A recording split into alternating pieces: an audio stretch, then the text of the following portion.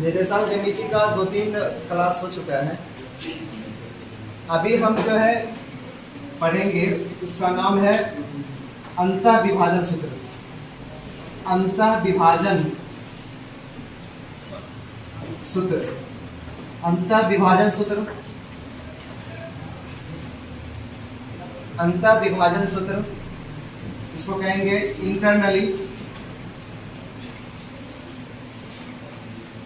Internally division formula, या इसी को कहेंगे section formula. Section formula, section formula, या इसी को हम डिवीजन फॉर्मूला कहते हैं। बोर्ड पे देखना है अच्छा से।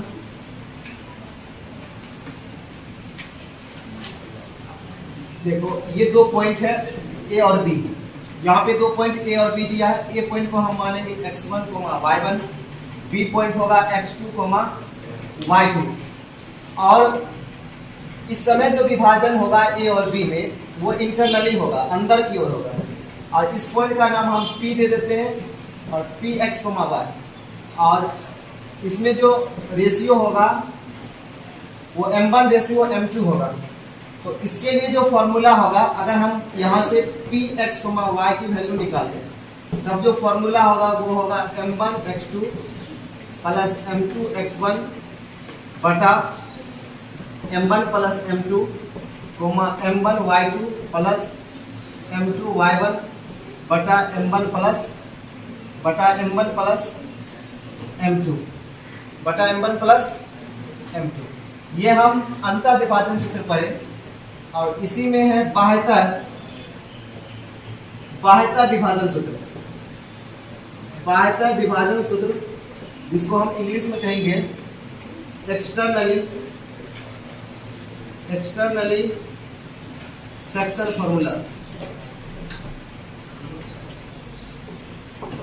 देखो इसमें जो है, यहाँ पर देखो 2 पॉइंट ए और बी है, और इस समय यहाँ पर जो विभाजन होगा वो बाहर की ओर होगा। यहाँ पर एक बाहर बिंदु P दे दिए, और इस P का नाम है x, y। तो यहाँ पर जो रेशियो होगा, इधर होगा m1 रेशियो m2। ठीक है, तो ये पॉइंट है x1, y1, ये पॉइंट है x2, ये पॉइंट है x2, y2। अब देखो बोर्ड पर अच्छा से, यहाँ पर अगर हम px, y का मान निकालेंगे, px, y, तब फॉर्मूला कैसे बनेगा? px, y हम अलग अलग करके लिख देते हैं, क्योंकि यहाँ पे जगह थोड़ा स्पेस कम है। अगर हम x के लिए फॉर्मूला लिखें, बस प्लस के जगह माइनस कर देना है। बोलेंगे m1 x2 minus m2 x1 बटा m1 माइनस m2।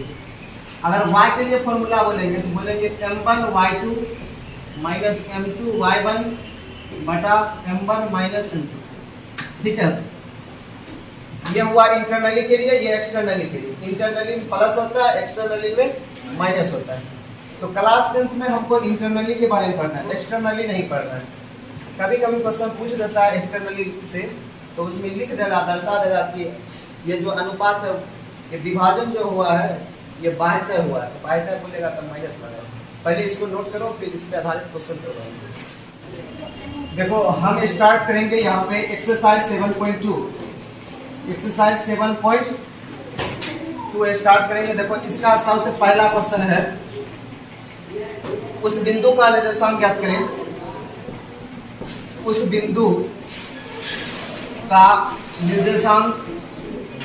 बिंदु का निर्देशांक ज्ञात करें। उस बिंदु का निर्देशांक ज्ञात करें जो बिंदु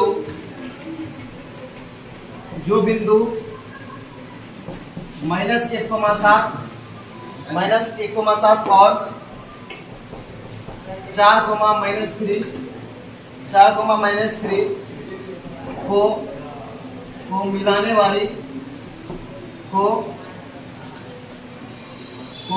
वाले रेखाखंड को 2:3 के अनुपात में विभाजित करती है। विभाजित करती है। देखो बोर्ड पर किताब में क्वेश्चन लिखा हुआ होगा, एक बार बोर्ड पे देखना है सभी को। देखो यहाँ पे उस बिंदु का निशान ज्ञात कीजिए जो दो बिंदु को मिलाने वाले रेखाखंड, दो बिंदु है, एक -1,7, एक हो जाएगा 4,-3। और देखो इसको मिलाने वाले ये रेखाखंड है, मिलाने वाले रेखाखंड जो है वो 2:3 के अनुपात में विभाजित है, 2:3 के विभाजित है। तो जो 2:3 में विभाजित हुआ, जो बिंदु इसको 2:3 के अनुपात में विभाजित किया, उस बिंदु का निशान ज्ञात कीजिए। तो ये जो बिंदु है यही 2:3 में इसको विभाजित किया, दोनों पॉइंट्स को। तो ये पॉइंट हम P मान लेते हैं, ये क्या होगा XY। तो अगर हम निकालेंगे यहाँ से PXY, क्या निकालेंगे? उससे पहले देखो इतना बात तो सभी बच्चे को समझ में आ गया होगा कि ये -1,7 लिखे हैं, ये 4, कितना लिखे हैं 3, 4, -3 को मिलाने वाले जो रेखाखंड है वो 2:3 में विभाजित है, 2:3 में। यहाँ से देखो सबसे पहले देखेंगे x1, क्या देखेंगे? x1 का मान कितना है, x2 का मान कितना है। फिर देखेंगे देखो y1 का मान कितने हैं, y2 का मान कितना है। फिर देखेंगे m1 का मान कितने हैं, m2 का मान कितने हैं। देखो ये जो है ये होगा x1, ये क्या होगा x2। x1 का मान -1, x2 का मान 4, y1 का मान 7, y2 का मान -3, m1 का मान 2 हो जाएगा, m2 का मान 3। हमको निकालना चूंकि px, y निकालेंगे, फॉर्मूला लगाएंगे m1x2 प्लस m2x1 बटा m1 plus m2, m1y2 plus m2y1 बटा m1 प्लस m2। ये फॉर्मूला हो जाएगा। m1 का मान 2 गुना x2 का मान 4 प्लस m2 का मान 3 गुना और x1 का मान -1, माइनस को ब्रैकेट में और नीचे 2 + 3 हो जाएगा m1 प्लस m2। m1 का मान 2, y2 का मान -3 प्लस m2 का मान 3, y1 का मान 7 बटा नीचे हो जाएगा 2 + 3। ठीक, अब देखो यहाँ पे बनाते हैं। अच्छा देखो 4 गुना 8 प्लस माइनस 3 का 3, 2 और 3 5 हो जाएगा, ई होगा -6 अब प्लस 7 या 21 और 3 2 5। देखो 8 में से 3 घटेगा 5 बटा 5, 21 में से 6 घटेगा 15 बटा 5। तो देखो 5 5 कट जाएगा 1 और 5 या 15, 1,3। ठीक है, आंसर हो जाएगा 1,3। और ये क्वेश्चन बहुत इंपॉर्टेंट क्वेश्चन है, most very important question, 2 number में बिहार बोर्ड में पूछेगा। ठीक है, और सेम टू सेम क्वेश्चन पूछेगा, अंक भी चेंज नहीं होगा। उतारो तो इसको। नंबर क्वेश्चन क्या है? बिंदु 4, -1 और -2,3 को जोड़ने वाले रेखाखंड को समत्रिभाजित करने वाले बिंदुओं के निर्देशांक ज्ञात करें। देखो 2 बिंदु दिया है, एक को A मानते हैं, एक को B। जो पहले दिया वो A का मान होगा 4, -1, इसके बाद -2, -3। बोला इसको समत्रिभाजित 3 भाग में बांटना, एक भाग हुआ और इसके बाद 1 भाग, 2 भाग और कितना भाग? 3 भाग। बोला समत्रिभाजित करने वाले बिंदु के निर्देशांक ज्ञात कीजिए। मतलब इस रेखाखंड को इस प्रकार से बांटना है कि 3 भाग में बटेगा। समत्रिभाजित मतलब 3 भाग, 1 2 कितना 3। अब हम इसको मान लेते हैं P, इसको क्या मान लेते हैं Q। इसको P मान लिए, इसको क्या मान लिए Q। अब हमको P और Q का मान ज्ञात करना है। जैसे अगर हमको P का मान निकालना है, किसका मान निकालना? अगर P का मान निकालेंगे तो बोलेंगे रेखाखंड AP तथा, जिसका मान निकालेगा शुरू से वहां तक चलेंगे, AP तथा, अब P से डायरेक्ट लास्ट चलेगा, AP तथा PB के लिए, AP तथा PB के लिए अच्छा से समझो बोर्ड पे।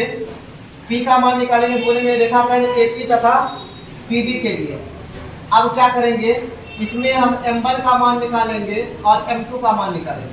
देखो AP में 1 पार्ट आया, इसलिए m1 का मान हम अपने मन से 1 रखेंगे। कितना रखेंगे? 1। और यहाँ पर देखो 1 पार्ट और 2 पार्ट, 2 भाग आया तो यहाँ m2 का मान कितने हो जाएगा? 2। कितना हो जाएगा? ये नहीं समझना कहाँ से 1 और 2 आया है। जब अनुपात को मान नहीं दिया जाएगा तब अपने मन से 1:1 मानते हैं। 1:1 कितना मानते हैं?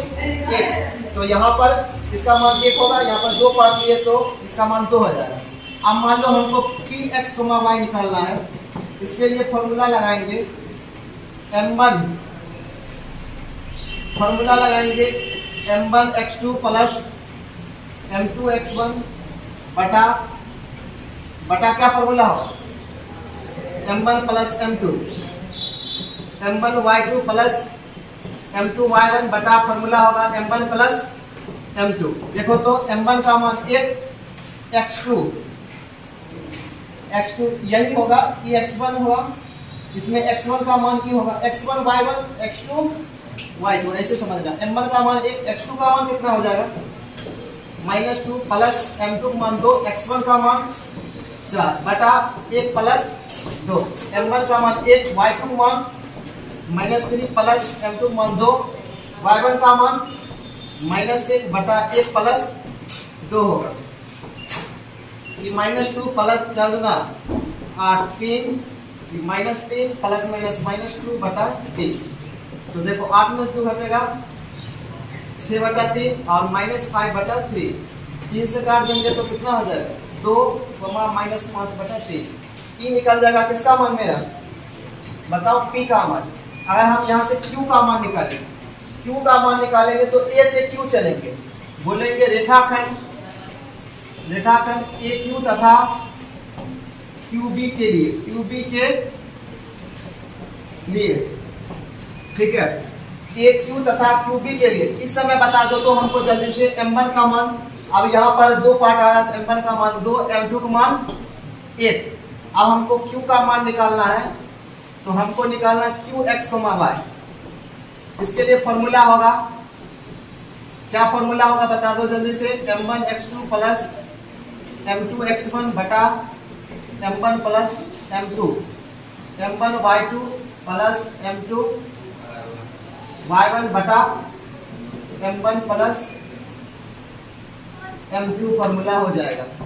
उसके बाद देखो m1 का मान, अब क्या होगा? m1 का मान 2, x2 का मान -2 प्लस m2 का मान 1, x1 का मान 4 बटा 2 प्लस 1, m1 का मान 2, y2 का मान -3 प्लस m2 का मान 1 गुना y1 का मान -1 बटा 2 प्लस 1।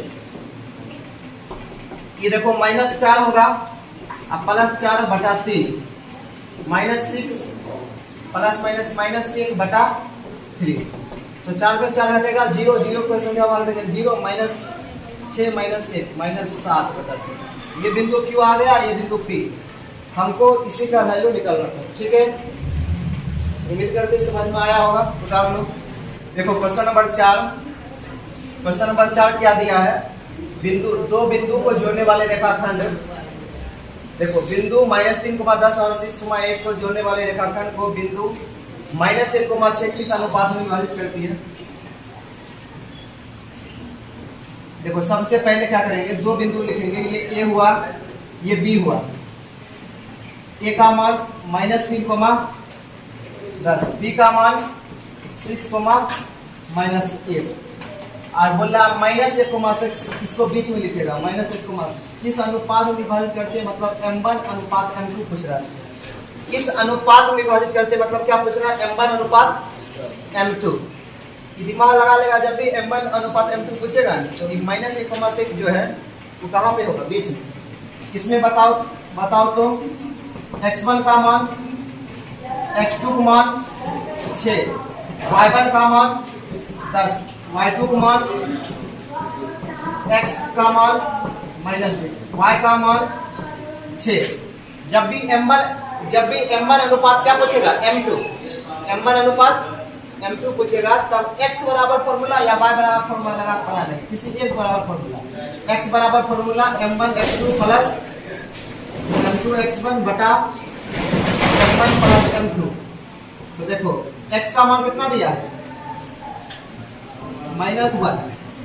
m1 का मान निकालना है, x2 का मान 6 प्लस m2 का मान निकालना है। और x1 का मान -3 बटा m1 प्लस m2 बटा हो जाएगा m1 प्लस m2 हो जाएगा।